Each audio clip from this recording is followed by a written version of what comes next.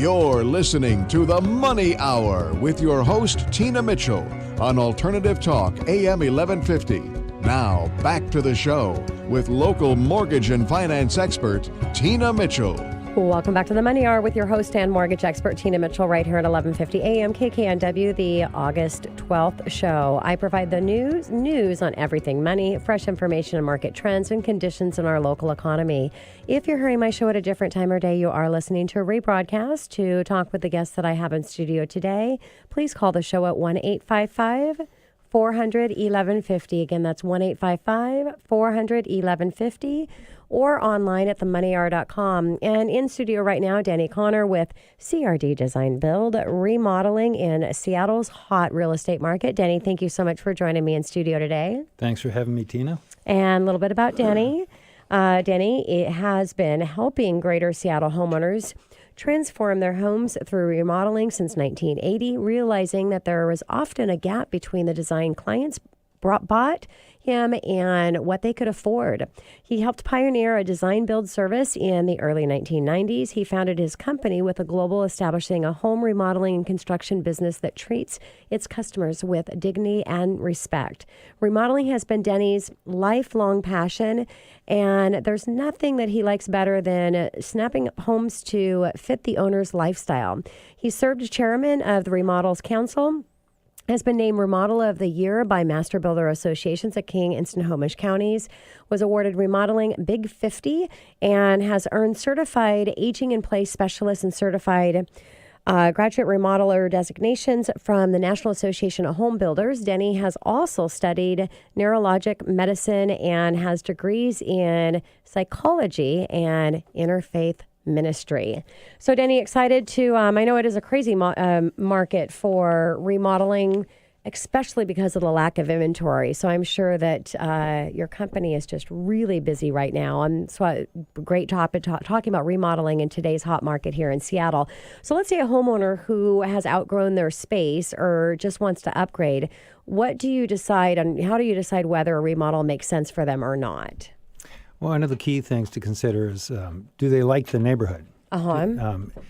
It's really tough to find a home that fits a family's lifestyle in today's market. And the cost of selling and the trouble of moving usually makes it smarter for them to just stay where they are if they like their neighborhood.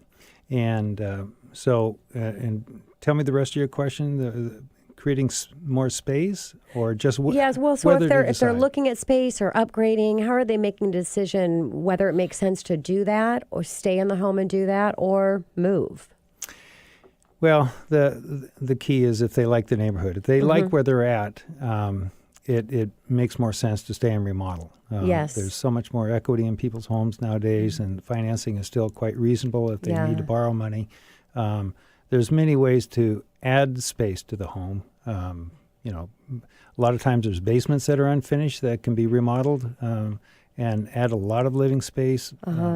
If they need more space, growing family, maybe they want to add a room, add a second-story addition. A lot of times just opening up walls within the home can make it feel more spacious. Yeah, huge difference when you're able to open up that space by pulling out some of those walls.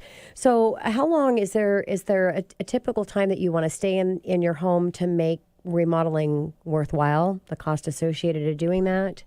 That's something we ask all of our clients is how long do you want to stay in the home?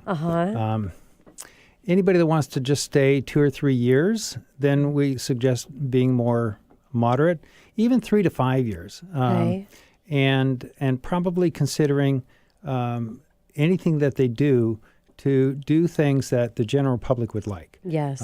People that are going to stay in their home for a longer period of time, it's worth customizing it more to their personal taste. And so, gosh, how much do they spend? It's up to the individual. Sure. We have one client that's looking at staying only 3 to 5 years. They might stay longer, but they are considering spending up to $300,000 simply because they have that much equity, and the things that they want to do to the home will add to the value of the home. So let's talk about that in items that are going to have a higher payback, because ultimately, like you said, if you're going to keep it less than 5 years and maybe even less than 7 years, you really want to be strategic in what you're doing, and that financial investment you're making in the home is going to pay you back at least what you put in, if not more, when you go to sell it. So what areas are the safest that are going to be the best investment for them when they sell that home? Absolutely. Kitchens and bathrooms are always your best investments. If the kitchen is tired or the bathroom is old, it's great to update those spaces, especially in Seattle. So many of the older homes have the kitchens in little boxes, and they're not well connected to the rest of the house. They might not even be well connected to the outside, to the backyard. Okay. And so opening the kitchen up to the rest of the house, creating a space for people to hang out, social spaces, an eating bar, an island, a peninsula, making a better connection with the outside, those sort of things almost everybody is going to want to do. And so that will add tremendous value. If the house doesn't have enough bathrooms, usually adding a bathroom, whether it's a master suite added onto the side of the house or back of the house, or a second-story addition, a master suite, which can start to get a little expensive. Sure. Adding bathrooms will usually give great return on their investment. Basement remodels, again, can be quite a good investment because you can add a tremendous amount of square footage that will bring value to the home for resale. Yes. And so really being strategic where your money is going, and make sure you're talking with an expert like yourself to make sure that you're not making a bad investment choice when it comes to that remodeling. So, Denny, what's unique right now in our current market that makes remodeling a good idea? Well, just the values of the homes. Yes. I heard the other day on the radio that the average or median price of the homes in Seattle have gone up $100,000 in the past year. Yes. $100,000 in 12 months is kind of big. So the two factors: one, it's so hard for people to find a home that they like and that they can afford. Because usually they have to sell their house before they can afford to buy another house. So that makes moving really tough. Most people don't have $1 million sitting in their back pocket to be able to buy a house before they sell the one they're in. And it's a real gamble to sell the house you're in if you don't have that with next house. With the lack of inventory, especially. Yeah, with the multiple offers that are going on in the market, it's a little bit scary. So if people stay in their home, because of the equity that is evolving right now, it's a great time to remodel. Yeah. So what are you seeing majority of your clients are doing as far as the resources to pay for that remodel? Many different ways. Some people use HELOCs. We have a growing number of clients that are doing remodeling construction loans. Yep. And that's where they can borrow money against the future value of the house. We have to get the design to a certain point so they before they can take the drawings and the specifications to the bank and say, this is what we want to do, and get an idea of what that value will be. Of course. They can always talk to a realtor, somebody like Jeff, to get some idea. If we add this much space to the house, what do you think it'll be worth? Yes. Before they get started. But the first step is always to figure out how much, if you're going to borrow money, how much do you want to pay back? Yes. Yeah, because a lot of times, especially in today's market, you might be able to qualify for a loan that has a monthly mortgage more than you want to pay back. Of course. And a lot of that's the case because they're, easily going up to a 45% debt to income ratio. So, you got to, I always say, what is your own objective?